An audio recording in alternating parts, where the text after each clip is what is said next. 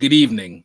Our top story tonight, Kirk Cousins is the belle of the ball. He seems like he's going to be the first quarterback domino that's going to fall, and that's going to lead to a cascading effect, obviously on the NFL draft, but obviously also for the rest of free agency. The Vikings clearly want to keep Kirk Cousins.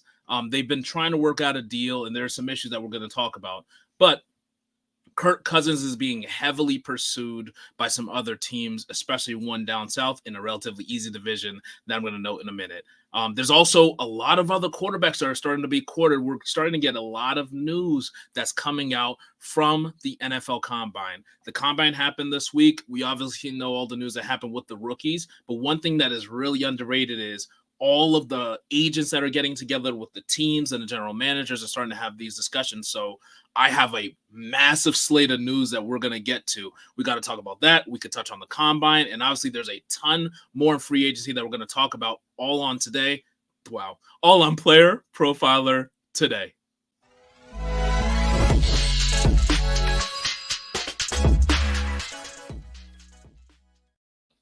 All right. Good evening, everyone. Like I said, our top story is Kirk Cousins is likely going to be the first quarterback domino to fall in free agency. There was a quote by Dan Graziano where it said that he is the top quarterback solution for the Atlanta Falcons. So it looks like they are really trying to heavily court Kirk Cousins and make him come back, or not really come back, but come to Atlanta to shepherd that team. And it really does seem to fit the mold of all, like we were all expecting the Falcons to have some sort of toe in the water for a veteran quarterback. Their team is not that far away. That is a relatively easy division to win, and they don't really need a rookie to come in for a team like that. You really need a plug-and-play solution because they can really continue to bolster that roster and get a veteran quarterback to fit the mold of like a poor man's version of what the Rams did a few years ago, now that they have some of the same coaches there. So Kirk Cousins is going to be heavily pursued by the Falcons. Let's jump back really quick. So thinking about his situation with the Vikings, it does seem that Kirk Cousins has apparently a quote-unquote very specific idea for what he wants in his next contract, and the Vikings have been unwilling to match it so far. I don't think that means it's a fait accompli that Kirk Cousins is not going to be with the Vikings. I actually still think it's like a little over 50% that he returns to Minnesota. But it does seem like there's an opportunity for a team like the Falcons to swoop in. And there's obviously so many effects if he goes to the Falcons. There's a lot of other quarterbacks that are going to be slated, or some of the top options to go to the Falcons. They obviously were going to have to find a different place to go. And I do think that that's going to be a big deal as it relates to the rest of the free agency market, because once he goes, then some of the other options, like maybe a Justin Fields, can't go there. He's going to go to another place. Now, another quarterback who may be slated to go to that other place can't go there. Now, it's just going to continue to cascade down and down and down the line. So, Kirk Cousins, from an injury standpoint, he is going to be ready to get on the field and be a little bit more active within the next 2 months or so. We all saw him dancing at the NFL honor ceremony, so it does look like he's at least gotten himself together, but he's going to start throwing and getting more into the football mode within the next few months. And so there's really not too much concern that he's going to be ready to go by week 1. I mean, you got to remember he injured or tore his Achilles in week 8 last year. So while it wasn't at the beginning of the season like an Aaron Rodgers, everyone expects that Kirk Cousins is going to be there by the beginning of the season. And so you're going to have a player who was really dominating from a fantasy standpoint, hopping into this really young and really exciting Atlanta offense. I've talked ad nauseum about how much of a fan I am about Zach Robinson and the schemes he's going to run. And if you're really going to take some of those schemes that you had in Los Angeles with the Rams, plug and play Drake London, Bijan, and Kyle Pitts into that scheme, and then you give them a really solid veteran like Kirk Cousins, I think let's just talk from an NFL standpoint first. From an NFL standpoint, they are the clear leaders of that division. I wouldn't even think it's close. Like it's a clear 1 seed, and it's going to be the Atlanta Falcons if Kirk Cousins goes there.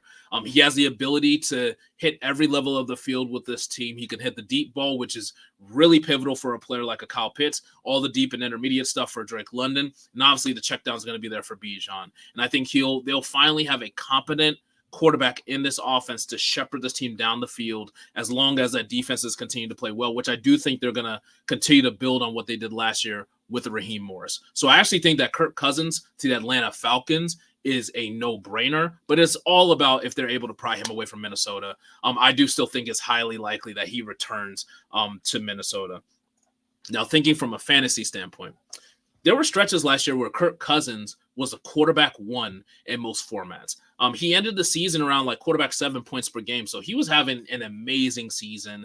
I do think so much of that had to do with their defense being bad. So I don't know how much I would expect Kirk Cousins to still deliver that high level of play in Atlanta, where I do think they're going to try to have some level of emphasis running the ball. But those weapons, man, you think about it. Like, Bijan, man, like Bijan with a competent quarterback who's going to have to stretch the field and not allow these safeties to come up and creep up on the run. I think that would be amazing. I think Drake London will probably benefit the most directly from a Kirk Cousins versus some of the other options that Atlanta's thinking about.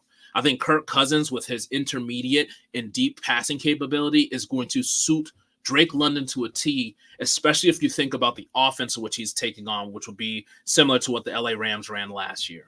And I think Kyle Pitts, I think he'll probably have his second best season of his career, and it won't be like his rookie season, but I think it will be not as disappointing as these last few because he'll be healthy. And even though Kirk Cousins, he's solid deep, he's not like a savant like some of these other quarterbacks are. And it does seem like Kyle Pitts needs somebody who is highly skilled at the deep ball for him to be able to succeed over and over and over again. So I do think that there's some opportunities for a really stellar fantasy season and really a great NFL season. I do think that they will be a true playoff contender if they got Kirk Cousins. But again, it is not a fait accompli. It does seem like Minnesota has they still have a say in this matter. So we're going to talk about that. We're obviously going to be talking about Justin Fields because there's some big news that happened with him, Baker Mayfield, Mike Evans, all that and more on the other side of this break. But first, we're going to talk to the Podfather about the data analysis tool. All right, I want to take a moment today to talk to you about data analysis. The data analysis tool, we listen to the users. What do you want? What do you need? And we made it happen. We added popular reports like a fantasy scoring report, air yards report. And if you want to create a new report, but you don't necessarily want to look through every field, we have quick results. Hey, show me the most popular passing data. Show me the most popular rushing data, fantasy data. Done. And the thing just is much faster than it's ever been. And the report builder got a lot easier. I mean, check this out. We break it down into offense, defense. Show me just fantasy data elements. And then when you get results, hey, show me by draft year. Let's take a look at just certain players that played a certain number of snaps or a certain number of games last year. This is the tool that so many of you have been asking for, plus a bunch of dream features that Billy wanted and Cody wanted and I wanted and Dario wanted. So go to the fantasy tools section, click on data analysis, or go to playerprofiler.com/data-analysis. All right, coming back to the show. So next quarterback who's in this domino. So I do think Kirk Cousins, once we know what happens with Kirk Cousins, whether he stays in Minnesota or potentially goes to the Falcons, I do think that's going to impact where Justin Fields goes. So I think I don't want this to be a drinking game. You could drink every time I say fait accompli. I think it's a fait accompli that Justin Fields is going to get dealt. There's been news saying that he's likely going to fetch a second or third rounder. I wouldn't be surprised if it's a third rounder. They have no leverage in the situation. They're going to take Caleb Williams, the Chicago Bears I'm talking about, and they're going to deal Justin Fields. Honestly, no matter what you feel about that, just to take a quick aside, no matter what you feel about the Justin Fields situation, as a GM in the NFL, you will not get the opportunity to fail twice with the number one overall pick. They did fail by not taking CJ Stroud last year. And so you have the ability to take a quote-unquote generational quarterback, even if you don't believe in Caleb Williams. Literally, Ryan Poles has no choice but to take he has to take Caleb Williams. He has to take Caleb Williams and deal Justin Fields. And the entire NFL knows that. So they're not going to get some high draft capital for Justin Fields. So Justin Fields is out there. He is going to be traded. Mark my words. He is going to be traded. Guarantee. Check the tape. Log this tape. Save it for future. He is getting traded 100%. 100% Justin Fields is getting traded. Now that I said that, Jeremy Fowler, ESPN, is saying he was asking around during the combine, and I think the Falcons, Steelers, Raiders, Vikings could all be on the radar as potential trade suitors for Justin Fields. And I think again, like I said, Justin Fields is getting traded, but I'm not one of those people who's giving up on Justin Fields either. I do think that there's some potential for him to succeed, especially depending on the offense he goes to. I think the Falcons is the one. Again, we're going to keep talking about the Falcons today because they've been in the news a lot about the quarterbacks in free agency. The Falcons make a ton of sense. He's a Georgia boy. He's going to be able to return to Georgia, especially when they trade him for Caleb Williams. And I do think it does seem like a good system fit. I feel like they're going to have to change some things around Zach Robinson's offense from what he's bringing from LA. But I do think, like, based on the weapons they have, this will be a good fit for him. And just jump into fantasy real quick. Justin Fields in Atlanta, I probably would say is my favorite landing spot that I think is realistic for Justin Fields in fantasy. I do think that he would be more likely to return to the 2022 Justin Fields we saw if he was in Atlanta on that fast track, able to run like crazy. I don't love it for his weapons down there, but I also don't think the weapons are going to suffer as much as some people may think. I actually think like Drake London, like we saw what happened with DJ Moore. I think that DJ Moore is better than Drake London. But I do think that Drake London is really slept on, and he could have a really good year even with Justin Fields because of just, honestly, target consolidation. Like, he's still going to be fine. Same thing with Kyle Pitts. And Bijan, I actually think he could potentially do a little better than some of the other options with a Justin Fields there, potentially taking some of the focus away in a run from a running standpoint. But there's some other teams on the docket, so let's just talk about the fits really quick. I think there's no chance, and maybe this is just me, like, old man, get off my lawn. The Vikings, like the Bears are not going to trade Justin Fields to the Vikings. That would be really just, we'd never see that. You never see a quarterback. I don't care how much they disrespect a quarterback, send them to a division rival. It's just not going to happen. So I'm completely removing the Vikings. Even if Kirk Cousins goes to Atlanta and the Vikings have a huge hole, if the Bears are not going to trade Justin Fields to the Vikings. So just cast that aside. I already talked about the Falcons. I do think that would actually be a good fit in many respects. I think the Steelers is really being slept on as a good fit for a player like Justin Fields. The one thing that I do think Tomlin's going to give him would be confidence. And I also think that Arthur Smith's run-heavy scheme is actually going to fit very well with the way that he plays. I think you're going to have like an amazing deep target in George Pickens. You got an all-world, like getting open style receiver like a Deontay Johnson, really good tight ends. And obviously the game runs through Najee and runs through Jaylen Warren. That plus a defense that's going to only get healthier and continue to get better, I think that's a great landing spot too. Honestly, I guess, like, long story short, because I'm going to say the Raiders are a good spot too. I think all these spots are good for Justin Fields because I'm a Justin Fields believer. I think that Justin Fields still has a lot. And if I had the number one overall pick, I don't know if I would take Caleb Williams if it was my first time around. But again, like I said, the fact that they had the number one pick for 2 years in a row, Ryan Poles has no choice but to deal Justin Fields. So I do think Justin Fields going to some of these locations is going to be great for him, even in fantasy. I think that the Raiders, I didn't really talk about them yet, but you got amazing receivers. I think they're going to use Zamir White as their lead running back moving forward. The defense played amazing at the end of the season. I don't know how much of that is going to stick, but it does seem like culturally the defense is going to be a major focus with Antonio Pierce. So I actually think that's like another good fit. All of those teams, and again, the Vikings, I'm just casting them out. All of them are great fits for Justin Fields. Now, talking about the Steelers, it does seem like they're going to – I don't even know what to believe in this report. There's sentiment among many that Kenny Pickett is going to get another chance as a Steelers starting quarterback in 2024. Whatever. I'm saying that because I have to say like this story, but not at all. Like I don't buy this 1 second. So I think that the Steelers are truly dependent on the quarterback domino situation. Of course, they're going to say that about Kenny Pickett because they don't have a better option that's available to them right now. I think that if Kirk Cousins does go to Atlanta and Justin Fields is out there, they would much rather just take the shot on Justin Fields and his talent, what he's obviously shown in college. What he showed a lot more better flashes of passing this past year. But like they're going to take a shot on him and or literally like Russell Wilson or one of the other just more guaranteed better quarterbacks than Kenny Pickett that are out there. And if they do come to the fact that it's going to be Kenny Pickett and Mason Rudolph, it will be a true competition. So based on, I talked last week about how much like the team is honestly behind Mason Rudolph. So this story here, they have to say that at the combine. They're getting a mic thrown in their face. They have to comment on their current team. There's zero. I mean, again, yeah, this may be a drinking game, but I don't want you guys to get drunk. Kenny Pickett will not be the starting quarterback of the Pittsburgh Steelers in 2024. Mark the tape. Mark it now. All right. And then the last quarterback I want to talk about before I do some predictions here is Baker.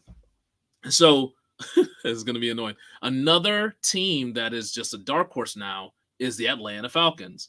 But again, I think it all depends on what happens with Kirk Cousins. But they've started to sneak into these discussions with Baker Mayfield and his team. So it wouldn't be surprising. Well, no, that's a lie. It would be very surprising. But if he does not sign with the Bucs, if he does not re-sign with the Bucs, the Falcons will be on the radar. I do think the priority for the Falcons, based on what we've seen in the news recently, is Kirk Cousins by a pretty wide margin.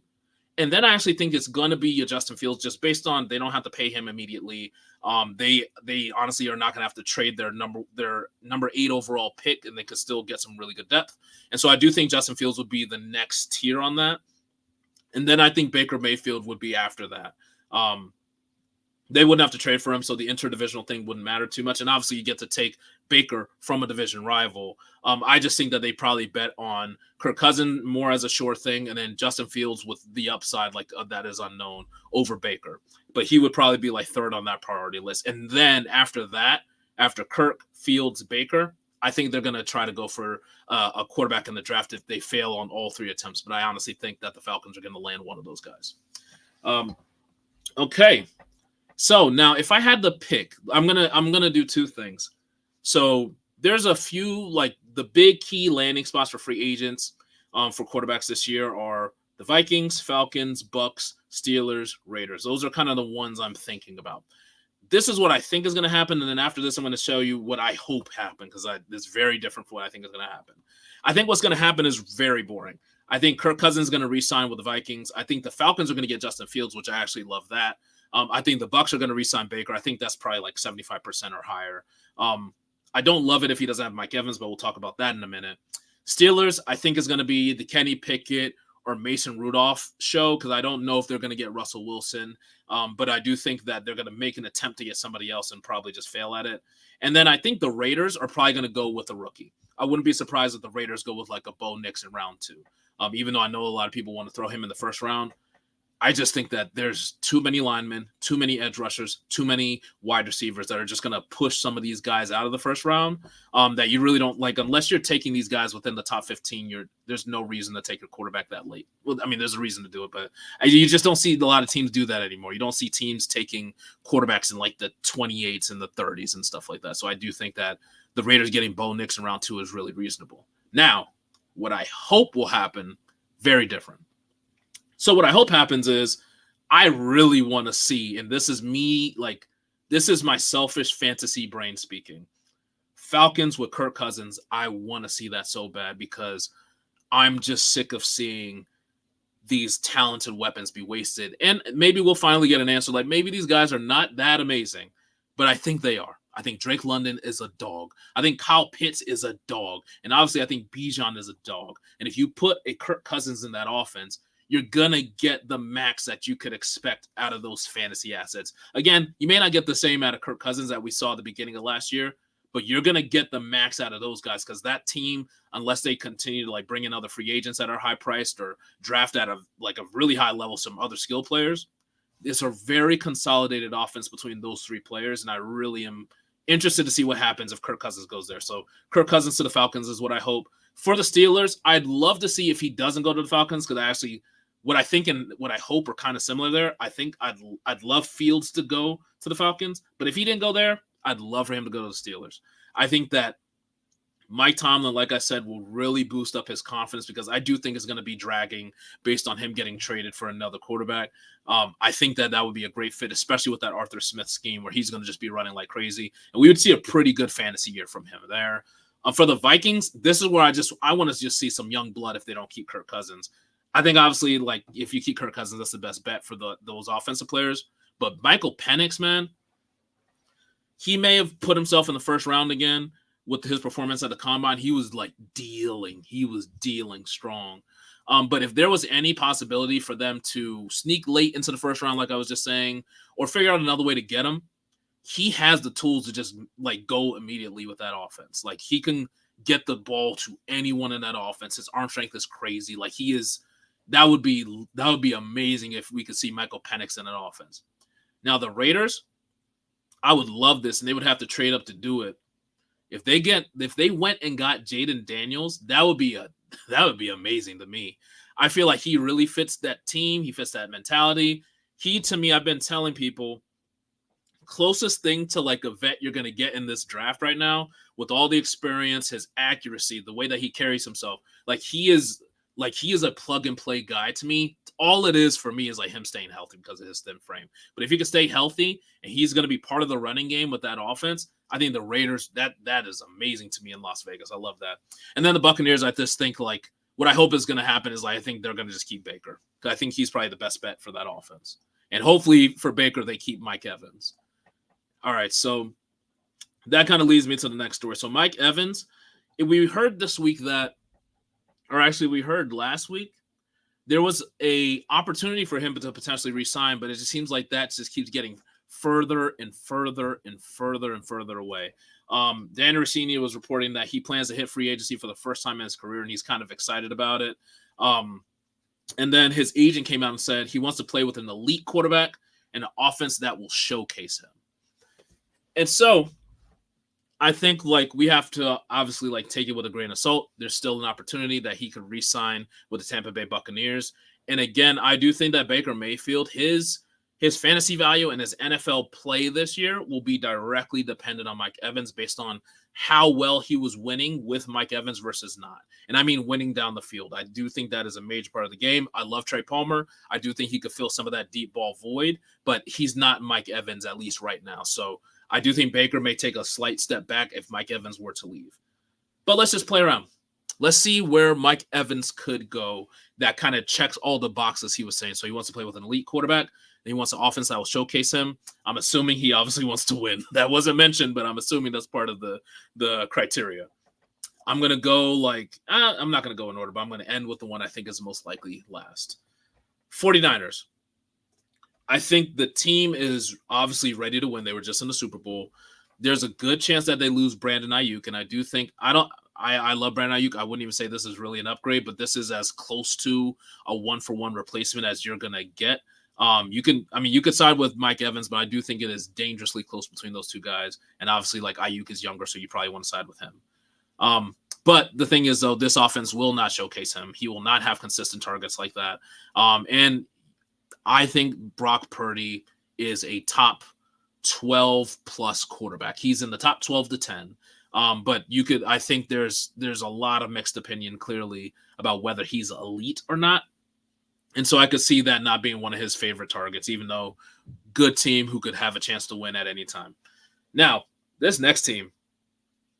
Actually, let me go to this one. I also think that this one is a solid fit, but not super realistic based on cap. The Bills. I think he fits the Bills' profile of what they want to do really well. But I'm just waiting for the other shoe to drop with this Bills team and how they run their offense. It does seem like at some point we're going to get an incredibly run-heavy approach from this Bills team. Wouldn't be surprised if it comes this year. I thought it was honestly going to come last year. We saw how they started to transition to that at the end of last season. But Diggs, we have no clue what's going to happen with him. It doesn't seem like they're going to re-sign Gabe Davis. And Mike Evans definitely fits the bill of that deep target. I do think they're likely one of those teams who's going to be in the running for one of these really good rookies, especially the deep targets like a Troy Franklin, for instance. But Mike Evans, if they don't do something like that and maybe get one of the guys who are more of an underneath player, Mike Evans would really fit the bill with the Bills. This next one is it's a super sexy one, man. Super sexy. I don't even think people are really thinking about this one. There's some obvious ones, but this one, I don't know how many people are thinking about this. Imagine Mike Evans in blue and silver lined up across Amon-Ra St. Brown. There may not be a better fit for a team in the NFL, like a team who's ready to win. Quarterback, you can argue if he's elite or not, but I know at home he plays elite. Like he definitely is able to get you the ball. That's the one thing you can say about him. You got all these young weapons. You got an amazing offensive line, which really, all of those things obviously help Jared Goff be the best that he can be. Amon-Ra, even though he really wanted to expand his route tree, he's not doing anything deep down the field. That's your whole territory. And I'm sorry, like, miss me with J-Mo still. Like, I think J-Mo, he's working to be a starter next year. I'll believe that when I see it, truly. Like, Mike Evans with Amon-Ra St. Brown is like, it's almost unfair. It's rather disgusting. They're clearly going to get a deal done with Amon-Ra. And I think that, oh, something happened here. I think that it's going to be like a really, really awesome fit if they were able to get something done. I love the idea of that. All right, so next one here. The Ravens. Another one that seems rather obvious. I think that he would be the clear-cut wide receiver one. He'd be able to teach Zay Flowers a lot as a pro. And honestly, I think that that would be a system where he really just fits the mentality of that team. He's a very willing run blocker. The thing is, again, I don't know how much they're going to showcase him, especially with a healthy Mark Andrews coming back. Isaiah Likely is not going to go anywhere. Zay Flowers, he's still going to be there, but I do think Evans would be the one. I just don't know if he's going to be like dominating targets in that offense because that team's going to run so heavily. But it's not super sexy, not super crazy. Kansas City's the number one destination, obviously. It fits all the bills. It's a elite quarterback offense that definitely will showcase him. Like, it'll be Kelsey and Evans for sure. Like, they're definitely going to showcase Mike Evans if he does go there. And a team whose defense got a lot better. And obviously they just won the Super Bowl again. So that one to me is like one of the more obvious picks. I do think my favorite pick of those three would be Detroit, though. Like, that would actually be like a super fun fit for him in that offense. So I'm a big fan of that. All right, so what do we got next? What's the next story? So CBS Josina Anderson reported that Giants free agent Saquon Barkley had a good initial meeting Wednesday with their ownership. And so I think that's nice. I don't think there's any way that he's going to re-sign there. And I think there's a reason to be a little worried if you're one of these veteran running backs. I was saying all offseason last year, they got like Jonathan Taylor, no matter what you think, he did it right. Like he held out basically into the season. He did it before he came up on his deal. And Josh Jacobs, Saquon Barkley, they just did it wrong. Like you lost all your leverage. And so they played for their teams. Luckily, they made it through the season relatively healthy. But now they're fighting for a deal again. And if they don't play their cards right, they'll be fighting for a deal next year again. And so I know a lot of people are really interested in Saquon to the Chargers. But the one thing that we got to think about, this kind of brings us to the combine. While this rookie running back class is not like the sexiest class we've ever seen, they got some dudes here, man.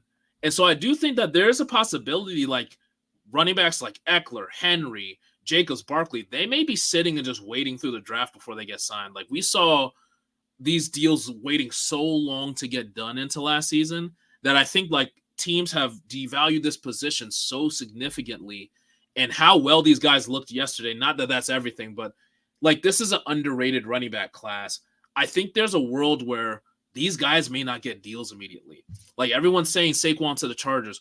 It would not surprise me if they stayed in LA and got Marshawn Lloyd. You know what I mean? Like all these teams, like the Vikings, everyone thinks Derrick Henry would be a good fit there. Like what's to say that Jalen Wright doesn't fit that offense to a T with his speed and his agility, how he tore up the combine yesterday.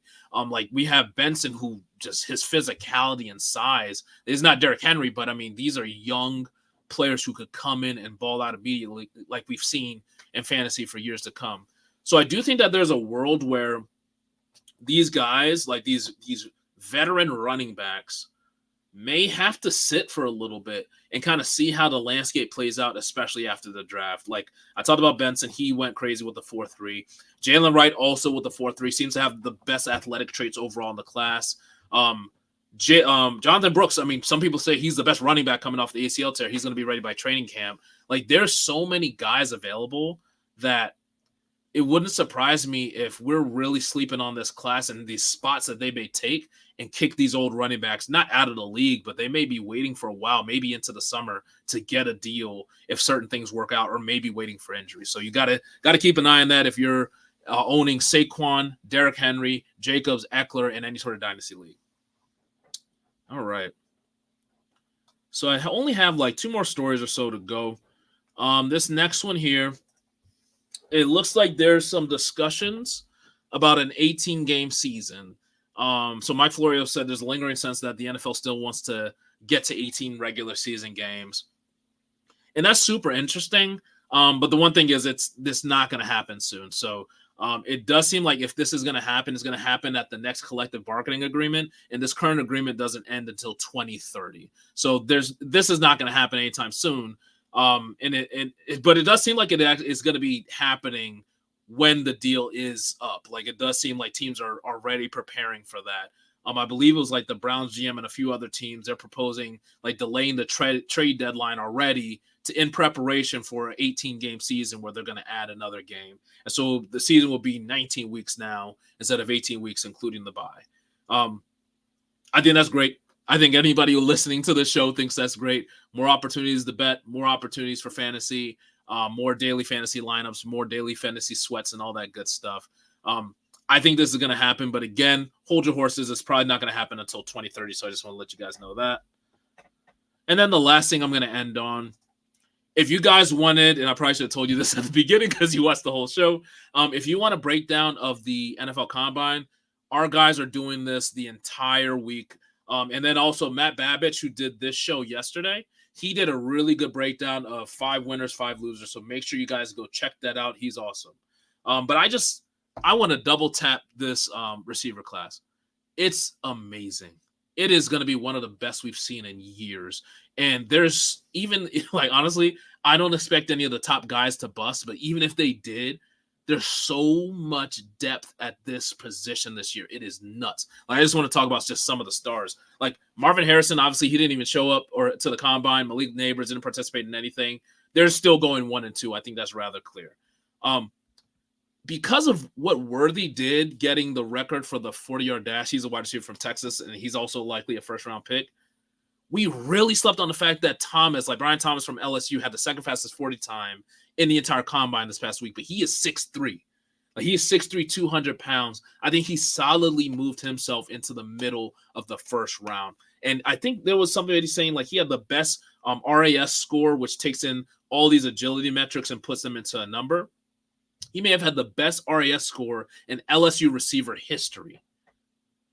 Odell, Jamar Chase, like, there's amazing receivers, and he may have had the best RAS score. Like, that is incredible. I think that's just completely being slept on because of my man Worthy broke the record.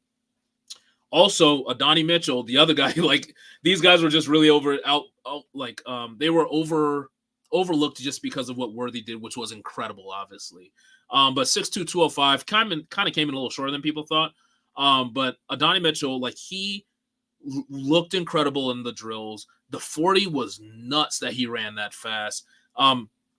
I think people are really going back and looking at his route tree because I am one of those people who have him over Worthy just based on his upside and his profile. He looks like DK Metcalf out there, but he has a much more expansive route tree. So I do think that is a guy who really earned some money this weekend as well in the combine. Matt said it yesterday, but I also wanted to agree. Troy Franklin, he didn't do terribly. He was in the 4.4s, but I really was expecting him to be in the mid to lower 4.3s. So little disappointing there, and he really disappointed in the drills, especially the gauntlet drill. I don't know what he was doing. He looked like he was serpentining down the track, but I still think he's going to be a solid pick. I don't think he's a first-round pick, and he does strike me very similar to how, like, Jalen Hyatt, like, honestly, to a T, was viewed last year. And even though I like Jalen Hyatt a lot, clearly the NFL didn't. He was taken in the mid-rounds. My man Romo Dunze, I think he may still be on the field in Indy trying to get that 3-cone drill down. He, unlike, obviously, like Marvin Harrison, Malik Neighbors, he participated in every drill, ran a really good 40, like a 4.45 at 6'3", 212. That's an amazing time for him.